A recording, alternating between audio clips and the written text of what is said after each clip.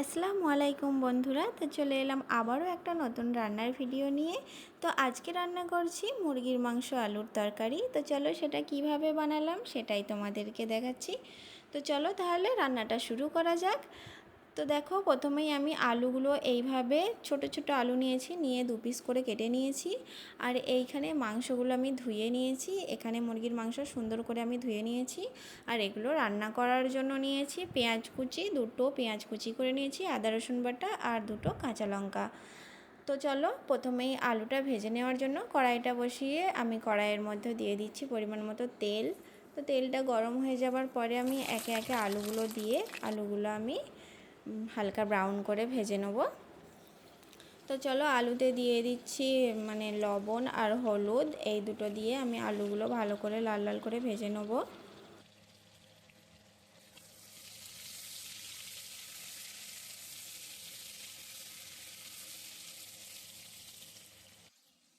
তো দেখো আলুগুলো তো আমার ভাজা হয়ে গেছে। তো আলুগুলো এবার আমি তুলে নিচ্ছি।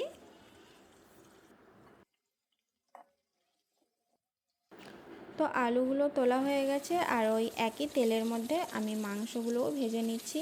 তোমরা চাইলে কাঁচা মাংস রান্না করতে পারো, পেঁয়াজ আদা রসুনের মধ্যে মাংসগুলো দিয়ে হালকা করে ঢাকা দিয়ে রান্না করলেও হয়ে যাবে, কিন্তু আমি এটা ভেজেই রান্না করি, আমাকে ভেজে রান্না করতেই ভালো লাগে। তো দেখো মাংসগুলোও ভাজা হয়ে গিয়েছে। তারপর ওই একই তেলের মধ্যে দিয়ে দিচ্ছি একটা কাঁচা লঙ্কা আর কুচনো পেঁয়াজ।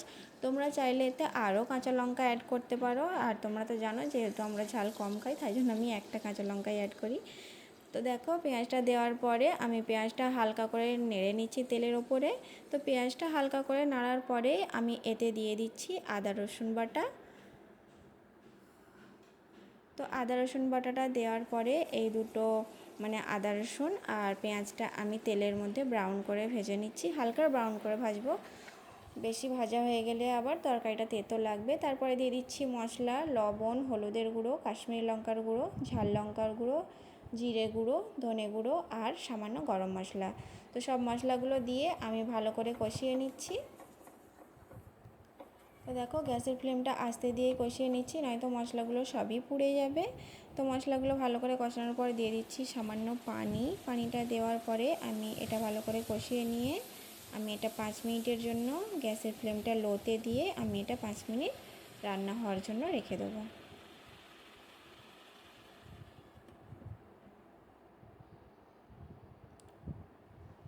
তো দেখো চলে এলাম 5 মিনিট পর, আর দেখতেই পাচ্ছ ওপর থেকে কি সুন্দর তেল ছেড়ে দিয়েছে।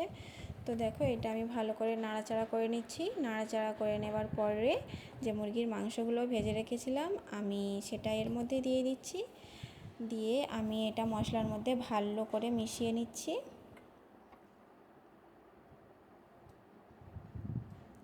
তো খানিকক্ষণ মাংসটাকে আমি মশলার মধ্যে মিশিয়ে নেবার পরে আমি এতে ভেজে রাখা আলুগুলো দিয়ে দিলাম, দিয়ে আলুগুলো ভালো করে সব মশলার সাথে একসঙ্গে মিশিয়ে নিচ্ছি। গ্যাসের ফ্লেমটা কিন্তু লোতেই রাখছি, নয়তো পুড়ে যাবে তাই।